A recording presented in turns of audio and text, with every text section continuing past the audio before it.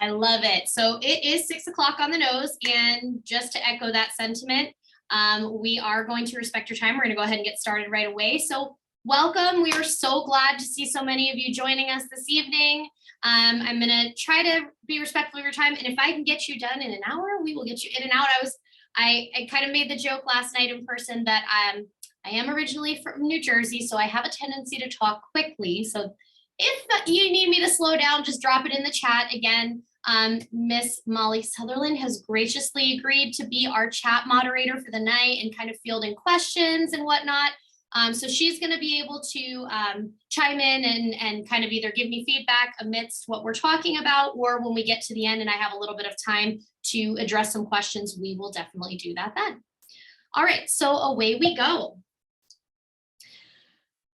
Biggest piece that I want to touch on here is that anything we do with the strategic goal in mind, right? So we're looking at our strategic plan, and the 3 key pieces that this initiative are going to hit are student success, student success, safe environment and culture, effective operations, resources, and systems. And so really, we are trying to make sure that our kiddos have what they need to be successful, and that we're also doing it in a very safe and mindful way.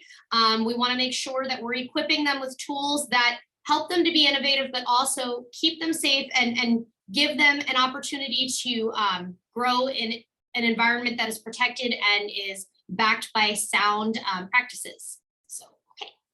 All right, moving right along. So tonight's agenda, we're going to be hitting a few of these things. Overall introduction, who I am, what exactly is one-to-one, and why does Erica Selsey keep talking about it? Going through some of the key pieces of that. What are the benefits?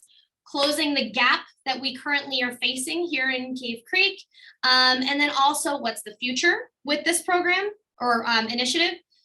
And then we're going to shift into what are the preparations? What are we doing to ensure that there's some sustainability and longevity with what we are putting in place? So hello, I am Erica Selsey. I am the brand new Director of Educational Technology here in Cave Creek. I just started in May. And a little bit about me. I started off in Dysart as a classroom teacher. I've taught 2nd grade, 6th grade, 8th grade. I've coached middle school sports. And then I kind of made my way into being an instructional coach as well as an intervention specialist. And then I also had the great opportunity to be an assistant principal and a virtual principal. So I've had some really cool experiences on all ends of the spectrum in education, and my path has brought me here. I've just always had a really big passion for technology, and I just couldn't be more excited and thrilled to be a part of Cave Creek's journey with that. I'm going to let these folks in. There we go. Erica, I apologize. I need to interrupt you because I'm not able to. Okay, now I can let people in. I'm not sure. It froze up. I can see it. I can see it freezing up at the top. It's all good. Let me see. Okay. Let me see if I can do this, if that helps. Okay. So I had said earlier that we were going to have some QR codes popping up through the presentation. This one we leveraged last night because when we were in person, I didn't know if we were going to have a lot of space to address everyone's questions. And tonight, given that we have a pretty big crowd, I definitely want to capture those ideas. And while we'll definitely have them in chat and we can look at them later, if you take a moment and you're not actually accessing this presentation from your phone, but if you actually hold your phone up to the screen right now, it's going to highlight around this QR code, and then it's going to show a little link almost on the iPhone. It comes up in yellow beneath it. And if you tap on that, it's actually going to offshoot to a Google form that I've created. The intention for this, it is completely anonymous unless you choose to share your information with us. The intention for this is to build an FAQ, because this is not going to be a one and done type situation. We want this to be living and breathing and just continue to grow and be really authentic in terms of what do you want to know and what information is helpful, because I can do, building my own FAQ all day long, but sometimes it's not actually an authentic need or question. So if you want to go ahead and scan that right now and just save it on the side for later, please go ahead and do so. Also, again, feel free to leverage the chat feature. So what is one-to-one? And it's abbreviated as like the 1:1 in certain places, but essentially what it's describing is just every student that attends a school or a district or campus is linked to one device, meaning there is one device always available to every student. And when I came here in May, we were close, right? We were 1 to 2 or 1 to 3, which meant in certain cases, there was one device for every 2 students or one device for every 3 students. And so 1-to-1 really does mean one device for every student. And that device could be a number of things. And as you can see listed here, it could be a tablet, it could be a laptop, it could be a computer, it could be a Chromebook, etc. But for our purposes and what we're doing moving forward is really leveraging a Chromebook. And tonight we're going to talk about why that is, just so that you're a little bit more clear on why that was the path we chose to go with.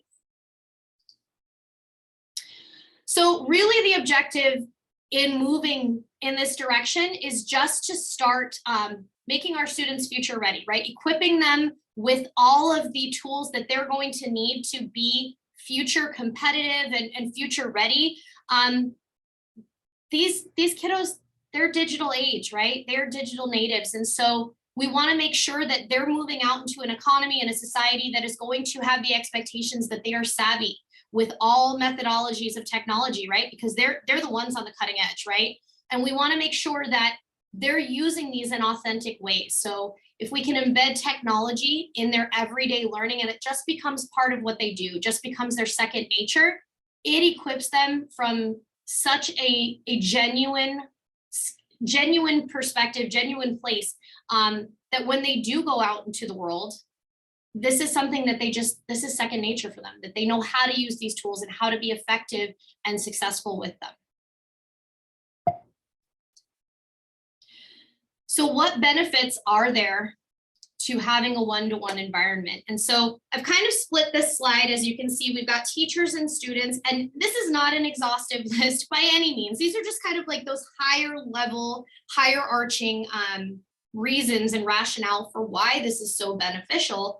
And these are the ones we really wanted to drive home and start sharing with you all so that it just kind of sparks your thoughts. So for teachers, they have the ability to now analyze and look at student work and student progress in real time and provide them feedback in real time. And I don't know about all of you, but I do know that when I was growing up, I would sometimes have to wait a week or more to get feedback on some of the things that I had done. So if I took that spelling test, I may not know if I passed it until a week later.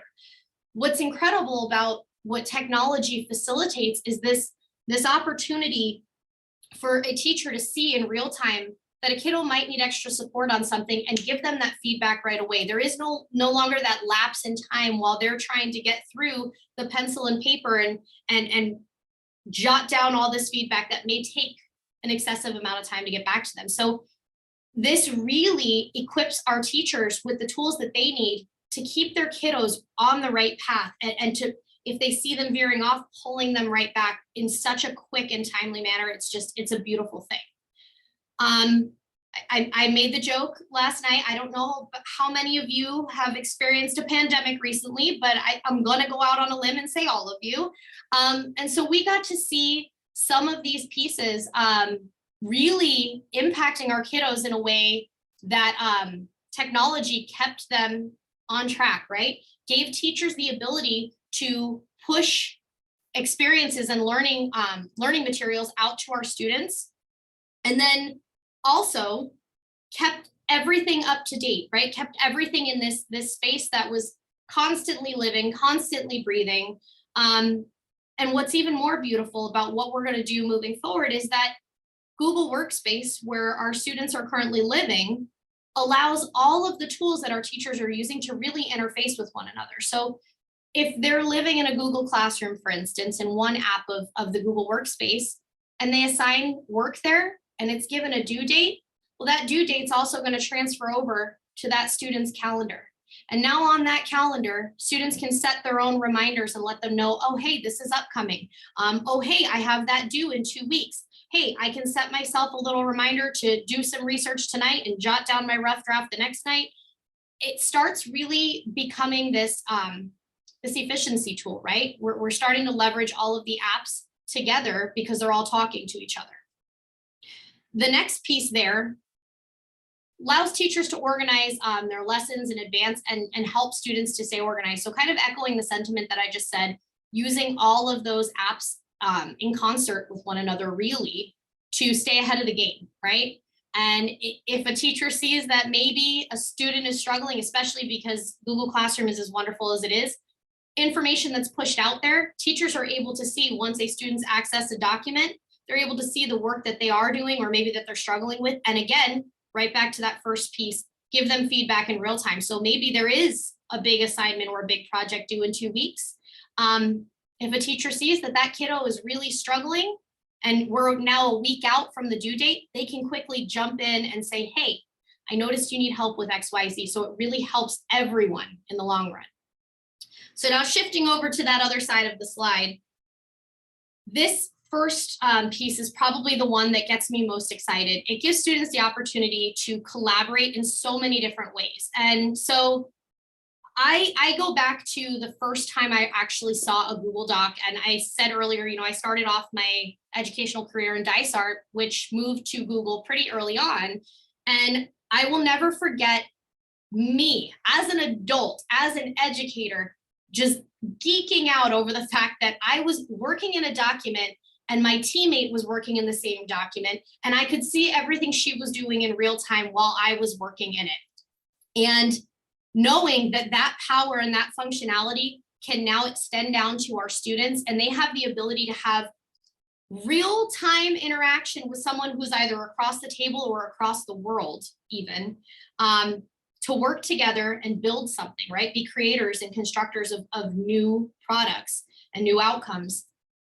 That just, it blows my mind. It makes me so excited. It makes me so just revved up for the possibilities for our kids, because not only does that teach them the skills they need to work with someone else and be able to collaborate, but it does it in such a meaningful way that they're building those soft skills while they're also learning the technology. And it's just, what better way, right? I just, that one piece always gets me really excited. And the next piece, being able to easily find the most up-to-date educational material online. And so kind of going back to what I said earlier, with teachers being able to push things out through a Google Classroom and keep their kiddos on track. This also extends to, we're now giving them a tool that they can go out into the world. And I know maybe some of you have heard like the terminology fake news or media literacy. We're giving our kiddos a tool that's going to allow them to start looking out into the world and determining like, hey, how do I know the reliability of this information? And hey, I want to be a constructor of new information to put out into, you know, the universe. How do I ensure that the information that I'm sharing and the information that I'm receiving is up to date, is educational or academic in nature? We're starting to build that that approach, right? That inquisitive approach to making sure and verifying the information that they're pulling in.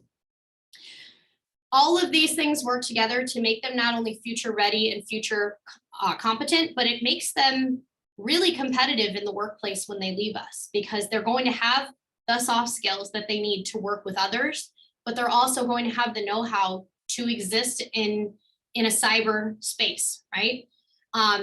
I'm going to get a little bit more into it later on, but also one of the biggest pieces is learning how to be a digital citizen, because like I said earlier, they are digital natives. We are not, right? Most of us, we weren't born with a cell phone in our hands or a tablet in our hands, but our kiddos, they have always known some semblance of technology around them. And we want them to be just a force to be reckoned with when they leave Cactus Shadows or when they leave Cave Creek altogether, right? Okay. So how are we closing the gap here in Cave Creek? And so I had spoken a little bit earlier that at one point when I came in May, we were 1 to 2 and 1 to 3 in certain places. And I, just to reiterate, that meant 1 device to every 2 students or 1 device to every 3 students. What's really amazing is that there were already 4,200 Chromebooks living in our environment, but through a generous donation and partnership with Kiwanis, and also leveraging some of our ESSER funds, some of those funds that were provisioned to districts after the pandemic, we were able to purchase a new fleet of 2,500 Chromebooks. And why that's so important, and I know you're probably looking at the math and going, well, that's bigger than the enrollment we have in Cave Creek. We must be 1-to-1. And you're half right there. You're almost there. I want to explain why this is so important. Those 2,500 Chromebooks, they are brand new, right? And those are the ones we're going to be pushing out to our high schoolers and our middle schoolers as soon as we can. And they are ready to go. They can accept all the latest updates, and that's great. The fleet that already existed, those 4,200, and I know I can't see a show of hands like I would like to, but I'm going to go out on a limb and guess at some point in your life, you may have experienced having a device of your own that no longer accepted updates. And I can honestly say, I have iPads that will no longer accept the latest iOS update. Why is that? Because the technology is just too old. Things have just, the iterations have moved so quickly and the hardware couldn't keep up. Some of those 4,200 Chromebooks, they no longer accept the updates. And while they are still able to be used to browse the internet, you can still go out to Chrome and do those things. It means that there's some incompatibilities with platforms, educational platforms that may be being leveraged, state assessments. Arizona State sets forth requirements for technology on any of the devices that are used for the AASA, for a variety of different state assessments. And right now, of course, my brain is just, it eludes me. But we have a variety of different assessments at the state level that they have mandated. You need the most current operating system installed on your device. And if you don't have it, it's not going to be compatible with this assessment. And so in that 4,200 that already existed, we have quite a few of those that just can't accept that update. So we're trying to be very intentional and be really good stewards of public funds and the materials that are afforded to us. And so we've come up with a really good approach. We're trying to close the gap from K to 12. And we know this is a big feat, right? The 2,500 that are ready to go, that's going to cover our junior high and our high school, and that's great. So 7-12 is looking great. We have state assessments that are administered to our grades 3 through 6 annually. And so we're looking to make sure that they have devices that accept updates as well. But our K2 kiddos, for the most part, they can do well with internet browsing. So we're going to repurpose some of those that are no longer accepting the updates and allow them to at least have a tool that is at their disposal every day that maybe isn't the most current, but for the time being will allow them to do some really cool things and innovate the instruction and the learning that's happening in those classrooms while we continue to move forward, right? Because we don't want them to live on an old device forever. We want to make sure that we're being equitable with all of our students. But for right now, to start the initial closing of the gap, we anticipate that with this new 2,500 fleet, by the end of the year, every student, grades K through 12, will have a device available to them every single day. So that just makes me very, very excited from the standpoint as the Director of Educational Tech.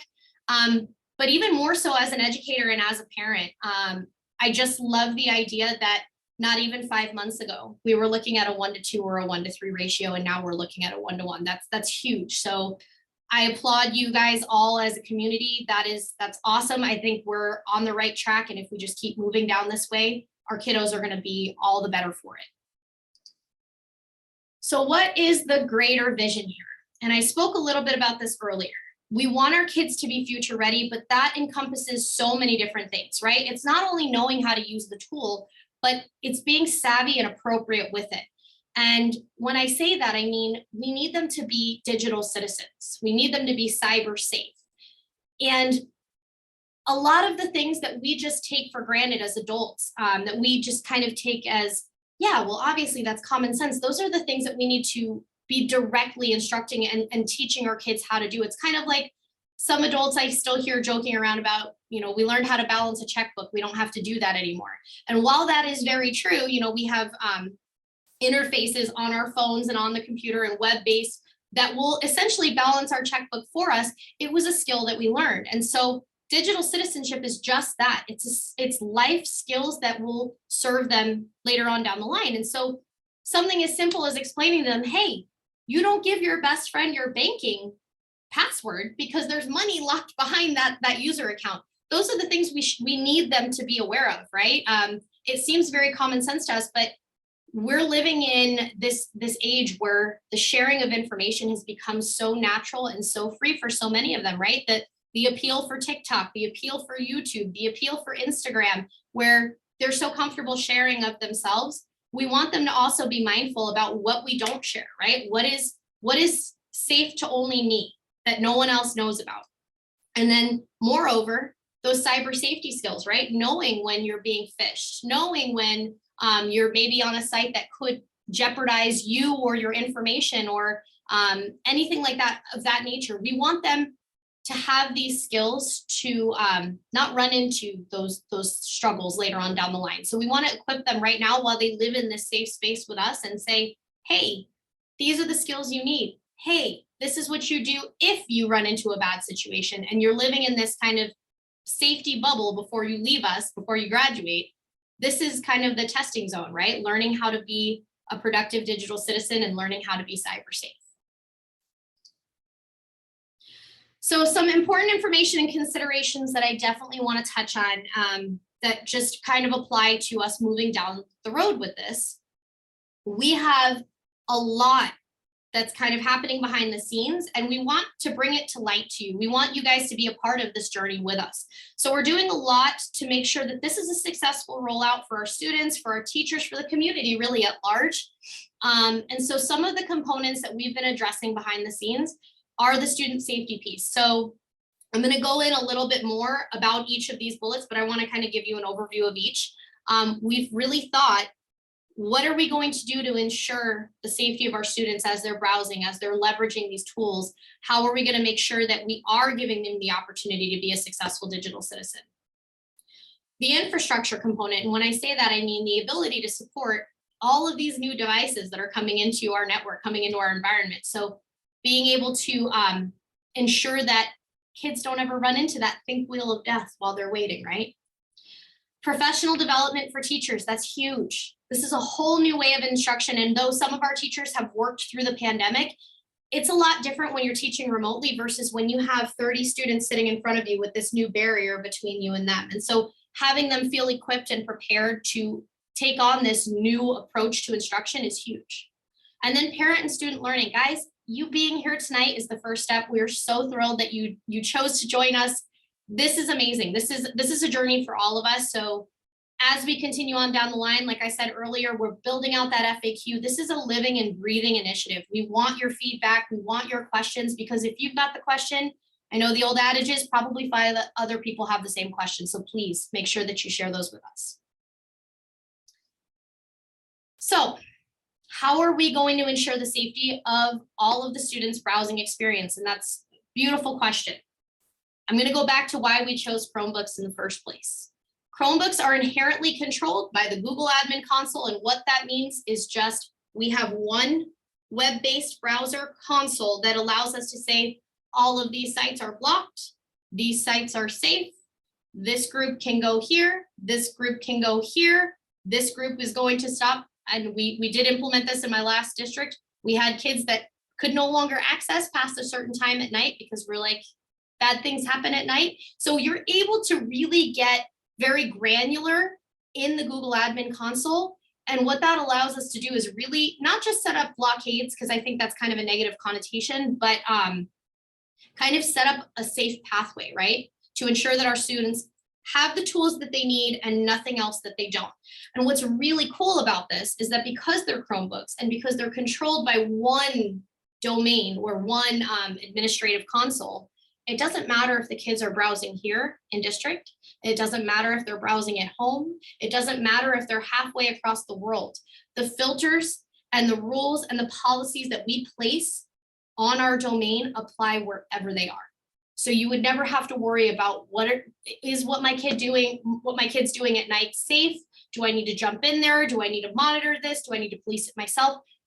Essentially, if it's safe here, it's safe everywhere else. So hopefully that gives you a little bit of peace of mind. And again, coming from my mom heart, I know that would make me feel a little better knowing that what we're setting forth at school is the same expectation. We're really trying to make sure that these devices are solely used for academic purposes, right? Just school.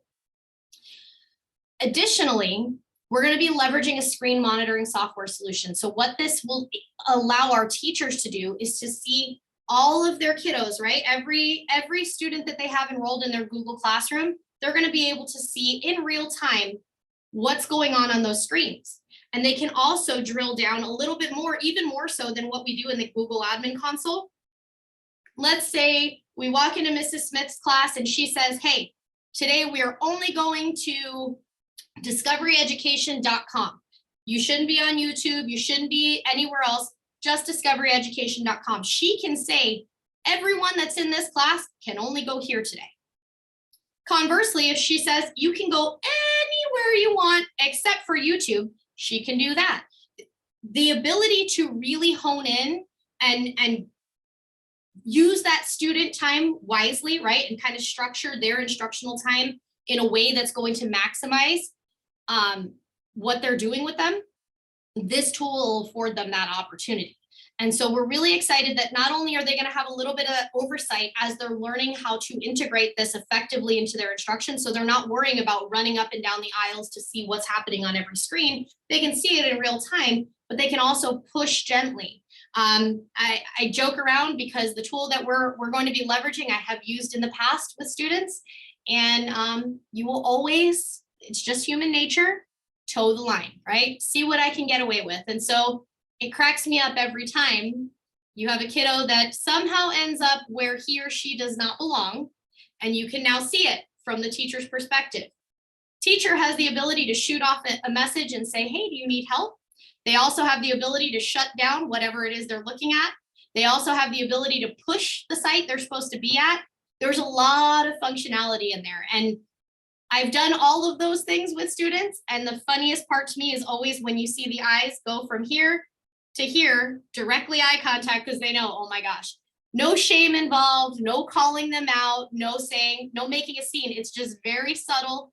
Hey, that's not what we're doing right now. And so I love that we're going to be able to give this to teachers so that while the students are learning how to use this tool and they're learning how to use this tool, we have this ability to interface them together, right? And do it in a non-threatening way. One other piece that has already been in place even before I got here, and this one I feel very strongly about. In fact, Gaggle was a tool that I was pursuing in my previous district because it is just such an amazing product. Gaggle is continuously looking for information in our students' Google Drives. And so it will flag us and trigger kind of like warnings for us at the district office, as well as the site administrators, as well as counselors, in the event that anything suspicious or concerning arises. And so you can see some of the things listed here, right? Any verbiage or information connected to self-harm, profanity, inappropriate content, drug-related, weapons-related bullying, all of these things are being constantly run through Gaggle's software, and it's saying, hey, this could be a concern. So our social emotional piece, we definitely are concerned about our kiddos, right? I mean, they just lived through a pandemic too. We want to make sure that in the event that any of these things are happening, we catch them before anything does happen. I definitely have to say, what I've experienced in the past, having to make those calls to principals when I see something alarming, it doesn't feel very good. And so the fact that we have a tool that is so exceptional that it doesn't rely on the human element of me catching it in time, but actually says someone at Gaggle is 24/7 around the clock monitoring this and calls us directly. It gives me such a peace of mind to know that that's there in the background. The gentleman who is our representative for Gaggle did say that he even knows of a situation where, and I know this is kind of like a trigger, but Gaggle was able to intercept a student who was attempting suicide as they were doing it at school. And so just the fact that we have such a strong, powerful tool that is here to protect our students is amazing. I also, kind of going back to what I said earlier, we're in the age of sharing. And while our students might be comfortable sharing things on TikTok, on social media, and things of that nature, they're not always ready to share with us as parents, right? And so what I've learned over the time that I've seen some of these things appear in Google Drives, is that similar to when we grew up and we had a pencil paper journal or a diary where we put down all our thoughts, where I would be horrified if my mother actually ever read it. This has almost become like the next generation, the next iteration of a diary. And some kids just feel more comfortable to put their thoughts to paper, even if it is digitally. And that has allowed us this very unique window into what they're thinking and how they're feeling. But it also does come with a little bit of a caveat. So this is one thing that I intend to share with students. When they get their devices, there's going to be a little QR for a video, and I'm going to say, hey, watch me. And it's going to be Mrs. Elsie's mug talking to them about some of the key things that are coming down the pipe with them using this device, right? Part of that's going to be inherently, you don't have a whole lot of privacy with this tool because it is owned by the district. So anything you do with this tool is fair game for us to see. So keep that in mind, right? This is not a personal device. This is still a school district device. So anything I do on this must be appropriate as the district goes. And so keeping that in their mind, and they're still children, they're still humans. I don't want to say they're children because some of them are already young adults, but they're still human. And so there still may be that time where they feel the need to output some of this information. And we have that extra layer there for you. So hopefully that also gives you peace of mind as parents and guardians. So every student has a device. Are you sure we're going to have enough capacity to support that? We are very, very acutely aware that the influx of what is needed to support 2,500 new devices on our network, it's going to be substantial, because although we live through BYOD, most kids come to school with one or two or however many of these devices, right? And they're also continually pulling on the network. So we're kind of sunsetting the BYOD so that we can reallocate that bandwidth here. But moreover, we're also making adjustments to the actual network itself. We're expanding the wireless access points, and we're trying to make sure that we're future ready so the solutions that we have in place will carry us far into the future, okay? So we're very, very aware, and some of your kids may come home and say that they see something new in their classroom very soon. It is actually going to be happening here in the next couple of weeks as we prepare for this rollout with you all. So the environment will be ready to deal with that influx, and we're very excited about that. How are we going to prepare teachers to use this new tool? And so I've talked a little bit about some of the things that we're going to be putting out there for teachers, but that's not exhaustive, right? So they're going to be provided with ongoing professional development. We're going to be showing them how do we use this so that it doesn't just become one more thing, right? This should not be an added thing into what they're doing. This should be authentically part of what they're doing. It should enable them to teach in a whole new way. It should enable their students to learn in a whole new way. And that's the intentionality behind it. So the plan is, and it's already in action, we've already had some of these pieces fall into place, which we're very excited about, is to continuously coach them, support them, and be prepared for them to tell us, hey, I need more training on this. Hey, can you please come in and show me how to do that? Being there to coach them, and I'll be on the front lines with them, but I have an amazing team here in district. For any of you that are familiar, they were previously referred to as the tech cadre. They are now the Marvel Squad, which stands for Mentoring Academic Relationships, Valuing Every Learner. And they are our very tech forward thinkers in the district. And we have representatives at all sites. Those are essentially our teacher leaders, and they will be coaching teachers along the way. And I'll be supporting them and supporting teachers to make sure that everyone feels equipped to use these tools. And how will our families and students be supported? So I know I've kind of said it multiple times already through the night, is that I want to build an FAQ, and that's not the only place that I plan to support you, but I feel like that's a really good starting point, right? So that I'm getting all of your thoughts, I'm gathering them, and I'm giving you feedback in a way that is meaningful, and it's something that you're actually curious about. But tonight is really the first stop on that journey. So we're going to continue to be as proactive as we can with sharing information with you. And then also, if something like having a how-to night would be of value, let me know that. If something like just giving more information kind of similar tonight would be helpful, let me know that. This is not a one and done situation for me at all. I want this to be as successful as it possibly can be. And I want to be a partner with you in that. So please communicate with me, reach out to me. I promise I don't bite. But anything we can do. We had a great question come up last night in regards to, you know, when my son or daughter graduates from Cactus Shadows and they have all this information in their Google Drive, how do we get that out? And I said, you know, that's a great question. And we can probably do a whole tutorial or walk you through it or do an open night session where we do it together and really show you how to do that. I said, those are great things. That's exactly what I want to hear because I want to make sure that anything you are inquiring about, we are supporting you with. So please don't ever hesitate to ask. Some additional information that I want to touch on.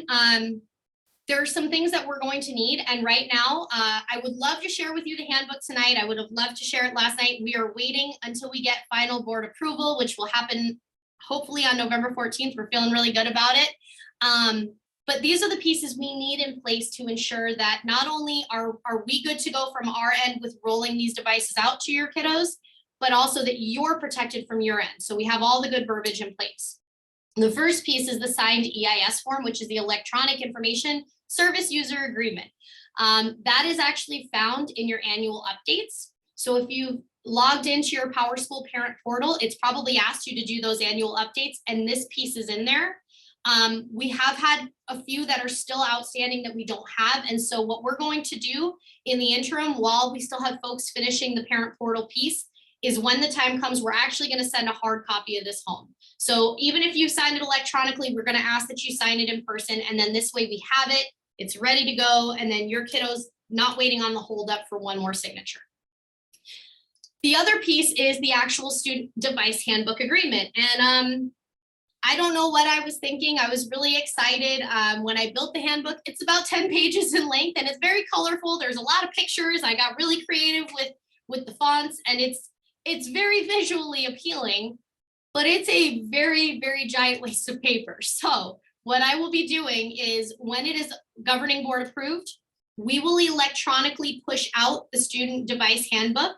And this way you'll have it for your perusal and you'll also have the electronic copy to hold on to. And then you won't have to worry about where did I put that printed out packet that we got back in October or November. You can just save it somewhere, whether that's your Google Drive or if you so choose to print it out at home, you can. But there's one agreement that's at the end of that, that handbook. So when we send out the EIS agreement, again, paper form, we will send out the handbook agreement paper form. So you won't actually have to print anything if you don't want to. We're going to go ahead and send those home and ask that you review them, sign them off, and then send them back to the school. The last piece that's on here is the optional device protection plan. And I say optional because it is optional. We are going to be looking at providing you with the option for a nominal cost to essentially have like a deductible type arrangement with the device. Now, we have full confidence that our kiddos are going to handle these with care. They know how to handle their other devices carefully. We're going to hope that they extend the same sincere care to a district issued device. The protection plan is going to afford that in the event of an accidental damage, that first time it's covered doesn't cost anything. If we see subsequent accidental damage as it's been deemed accidental, it would be a nominal cost, again, almost like a deductible to repair it. It still won't be the exact cost of what it would be to repair it. It would be minimal in comparison. If you choose to opt out of it, which you absolutely can, it would just be the full cost of whatever it is market value to fix it, which we will also have listed in the handbook agreement, so you'll be able to see it. Please be as mindful as you can when you're talking with your child, that we want to take the best care with these. We're also going to be, as a gift from Cave Creek, we're going to be sending out a sleeve. So when your child is issued the device, they're going to get their device, their charger, and a sleeve to put it in, like a little neoprene padded case. And so hopefully they'll take really good care of it. We know that sometimes it becomes very easy to forget this because it is essentially like their new age textbook. And if you drop a textbook, it usually doesn't break. So we want them to start thinking about it as a fragile textbook, if you will. So just being careful to take care of it. I did put this here. So if you're not viewing this from your phone and you want to take a look at it, you can. I'm going to go ahead and go over what is behind this with you so that you know what's on there. It is just a very high level from Dell themselves, high level view of what to do and what not to do with Chromebooks. And so I actually have it over here. I'm sorry, it's on the wrong screen, but I will go through it very quickly. So if you're scanning it and looking at it, you can follow along with me. And I see some of you popping in.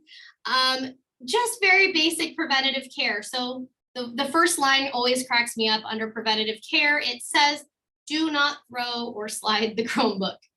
And if Dell is putting it there, there's a very good chance that they know something. So we're going to go ahead and follow suit and just say, please don't throw or slide the Chromebook. But it's very, I want to say commonsensical in nature in terms of what not to do, what to do. One of the things that's on here that we live in Arizona, so I want to call attention to it. It says, don't leave your Chromebook in a car or any location that can expose the Chromebook to extreme temperature or direct sunlight for extended periods of time. And I don't know about you, but there has been times when I have left my phone in the car. And if you've experienced it, it usually says, iPhone is too hot right now. Chromebooks don't give you as friendly of a response that they're trying to cool down, but they are also devices. And so we just need to be mindful of exposing them to those things. As far as cleaning goes, just a gentle microfiber cloth, maybe a little bit of rubbing alcohol. I know sometimes they have those lens cleaning pads that you can use.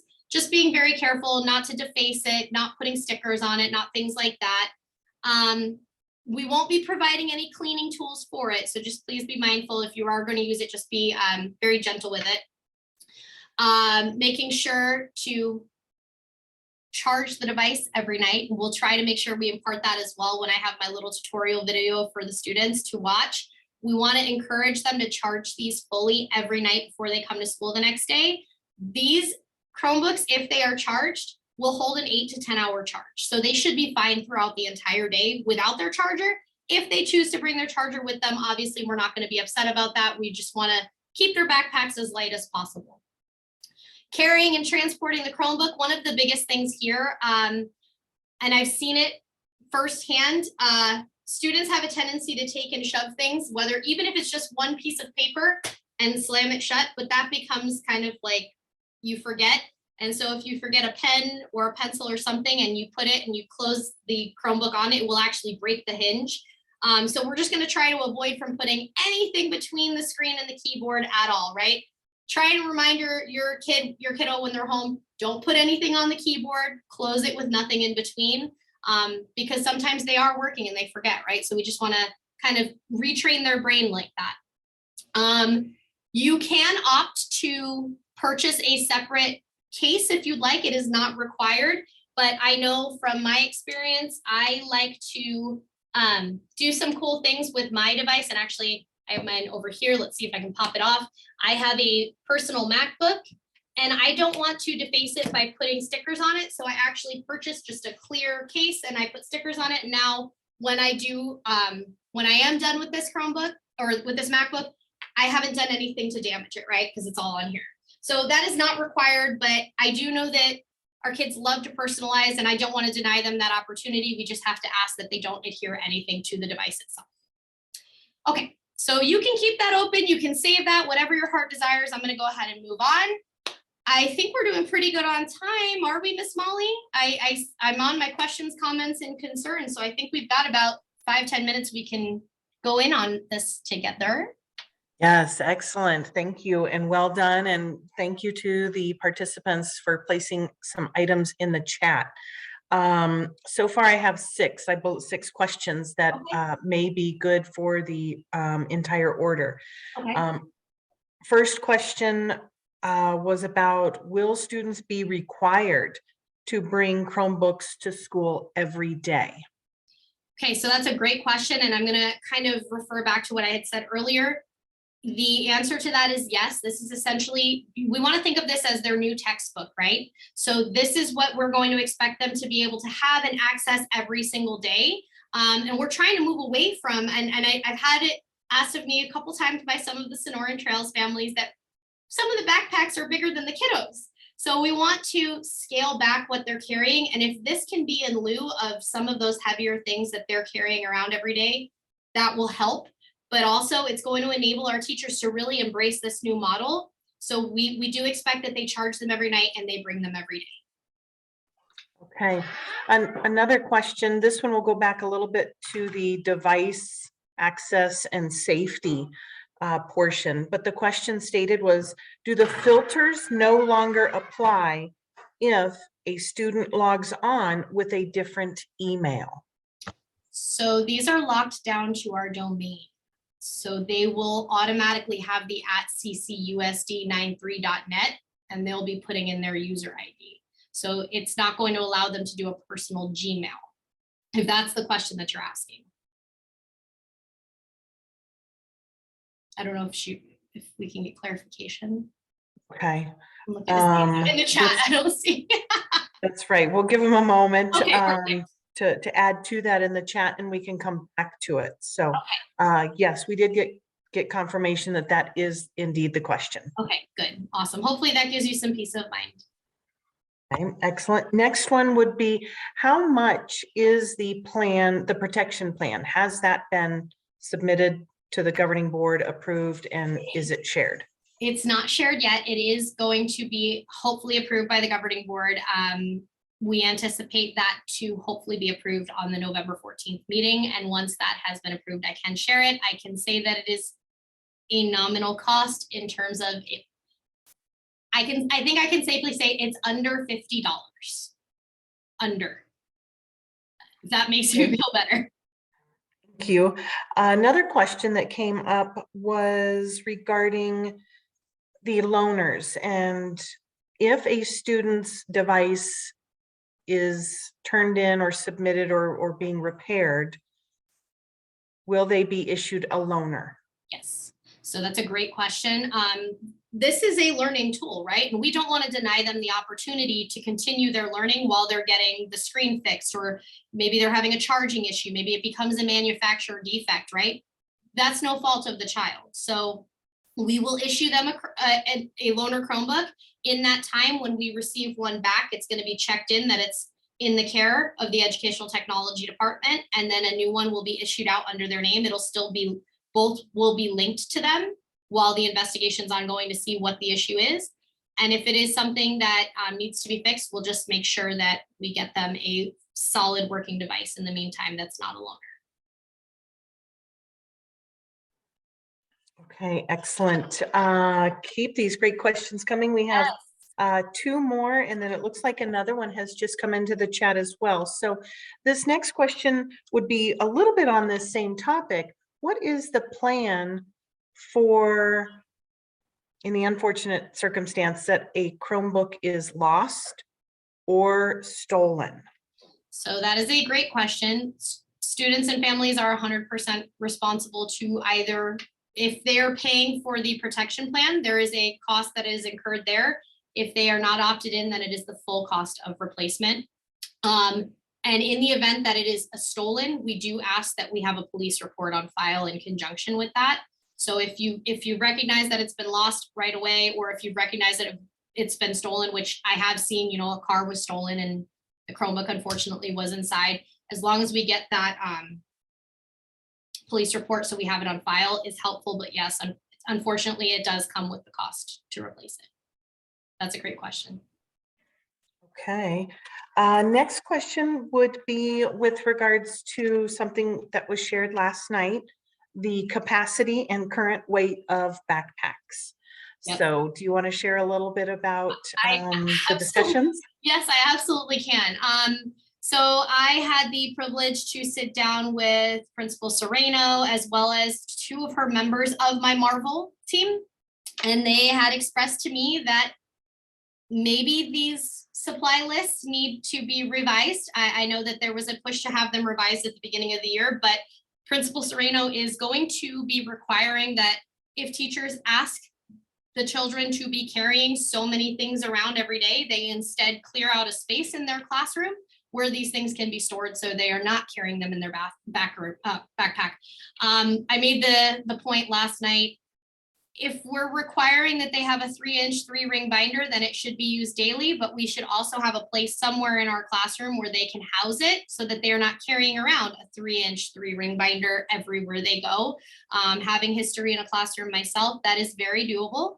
And I don't want to be sending kids from Sonoran Trails to Cactus Shadows with scoliosis. So anything we can do to curtail that, Principal Serrano is 100% on board with, the Marvel team is 100% on board with, and I absolutely am on board with that. So that is the plan moving forward. She is planning to work through that with her teachers prior to this rollout.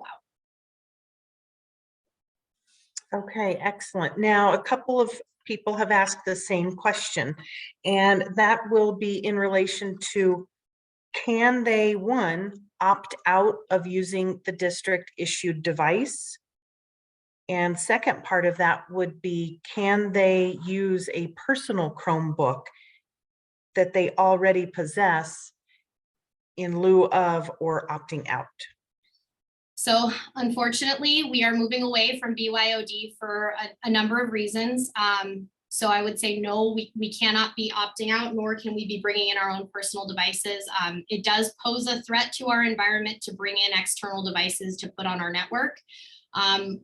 Compounded with that, and this goes back to my time as a virtual principal, because I had students that I only saw during testing, right? They only had to come in person during state testing. And they had asked, hey, we feel more comfortable navigating Canvas, which was our LMS at the time. We feel more comfortable navigating Canvas on our MacBook at home. Do we have to use this Chromebook? In that situation, I said, here's the thing. Your child's gonna come to us and they're gonna test on this Chromebook. I need them to be proficient on this tool, because when the time comes, I don't want them sitting there worrying about how to use the tool rather than focusing on the content of the assessment. And so I said, in that situation, it's okay to kind of dabble at home, but in school, they need to be focusing on using the tool that we're giving them. And so I'm going to extend that here as well. If at home, they want to log into their Google Classroom from a personal device, that's okay.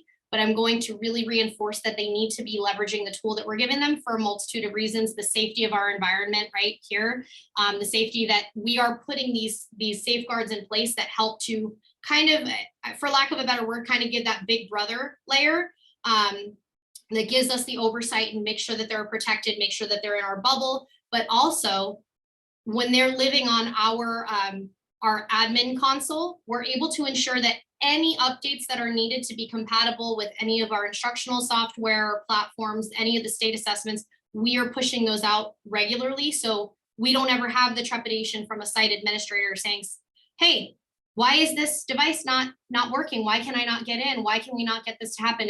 And sadly, a neighboring district, who shall go unnamed, experienced last year during a very high stakes state test that updates did not happen on the devices that students had. And they had a bottleneck because all students were trying to receive the update at the same time on the day of the test. We don't ever want to live that nightmare. So we're going to try to make sure that we live on the devices that we're issuing and live under the umbrella of safety that we're putting in place. I feel like that was a very long-winded answer for those two questions. I hope that addressed that. Okay, we have two more questions, and looks like one question is related to the rollout time frame. What is the anticipated date for that? And the second part of that would be, if a student receives that Chromebook on that date, will that be their Chromebook until they graduate and leave the district year after year? So those are both great questions. Our anticipation is that we have these rolled out prior to the end of semester 1. I will give a short update once I can be sure that I can share information that's been governing board approved. But we would like to see a turnaround very quickly once all of these signed pages have been returned. We want to get these into students' hands as fast as possible, right? These are meant for our kiddos to have access to a whole new approach to learning and for our teachers to have a whole new approach to teaching. I don't want to keep them in my possession any longer than I have to. So my intention is that we get these out before you guys experience winter break. The other question, will this be the same one that they'll have until they graduate? The answer to that is, at this moment, I'm going to say no. that we will be collecting them back at the end of each school year. I'm still working out some of the kinks with this, but just to ensure that any services that need to be done to them are done, that they are sanitized every year, and that in the event that we do have broken ones or ones that need to be removed from the fleet, we're on top of that and we're being cognizant of that. Because sometimes, and I've lived it with 8th graders for a very long time, they will break the device that is checked out to them and they're too afraid to come forward and say, hey, this screen's been cracked for the last 6 months, because they're afraid of the ramifications of that. I would much rather find out that the screen is broken and have it repaired through the summer than have it continue to be broken until they graduate from high school. So those are some of the rationale as to why I'd like to collect them back at the end. I will give you a definitive yes or no as soon as I have that, but that's my tentative plan. Okay, I think there's a couple other questions that have just come in. And just for the sake of time, what would you like to do, Erica? Do you want to keep answering questions, How many or? questions do we have remaining? There are 3, it looks like. One might be a short answer. Is the protection plan due monthly? Nope, it's a one and done. Okay, and then is there a group or a focus group or some discussions happening around the concerns of too much technology, eye strain, headaches, things of that? Oh, I love that. I mean, if you can submit that to my FAQ as well, I would love that, because I would love to start a focus group. But to the point that I made last night, I do not support students having these open in front of them 24/7. That's not healthy. That's not reasonable. What I do support is leveraging this when it is supporting what the teacher is doing or giving students another opportunity to deepen their understanding. I'm a parent too, and screen time is a big issue. I have a 7-year-old, a 3-year-old, and a 2-year-old, and I made this reference last night, and I have said this for the last 6 years. My daughter, when she was 1, knew how to unlock my iPhone. They are a different breed. All 3 of my kids have the same capability. They know how to do the pattern. And while that terrifies me, it also shows me that their brains are wired differently. So we have to be very cognizant in showing them and modeling what is healthy practice with technology. That is part of what I anticipate us to be doing with our teachers as part of the PD and training. Is this should not be a constant barrier, right? You should not be living behind a screen. So I love that your head is there. I would love to have a focus group. So please, yes, absolutely. Okay, and it looks like 2 more questions. We'll do it real quick. If a child already has a Chromebook issued by CCUSD, will they keep that Chromebook? I'm intrigued because I don't know if we've checked them out quite yet, student to student. But if this is a special case, I'm going to ask that you email me directly and let me know that it's been checked out directly to your child, because that could be a different situation. I know some of our departments have different technology allocated for specific functionality and specific purposes. So I don't want to speak out of turn, but it's possible, but I don't want to say yes or no until I've had a chance to shake that out.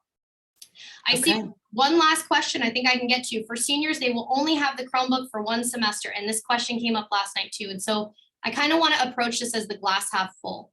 We can say, yes, they only have it for 1 semester, or we can say they have it for a whole semester.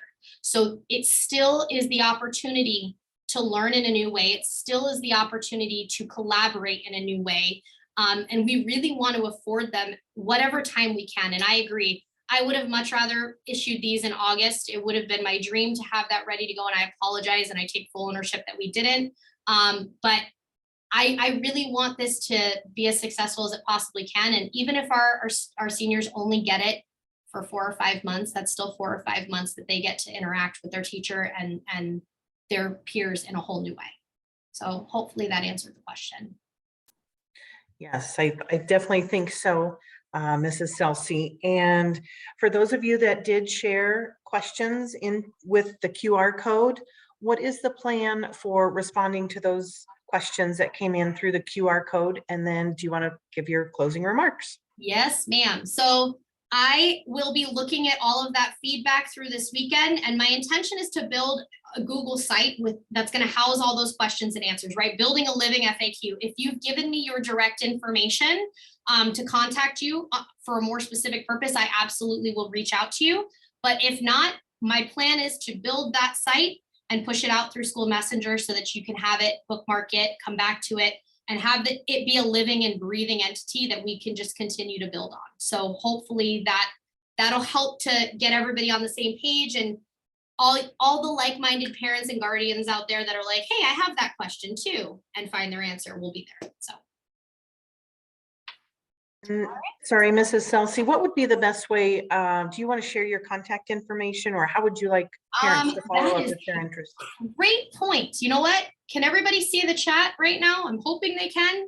I'm going to go ahead and, oh, I am wrong on the wrong.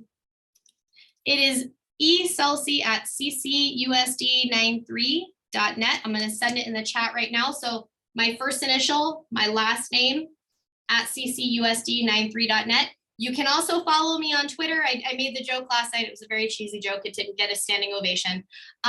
You can follow me on Twitter @CelsieErica. I retweet things about Sun Devil football, Cardinals football, and technology integration. And those are the things, yep, go Devils. Those are the things that I love and are dear to my heart. So if you want to follow me, go ahead. You might see some really cool stuff with tech integration, but thank you so much all for coming. We really appreciate your support, and give yourselves a pat on the back for taking the first step down this path with us. And I hope you have a wonderful night.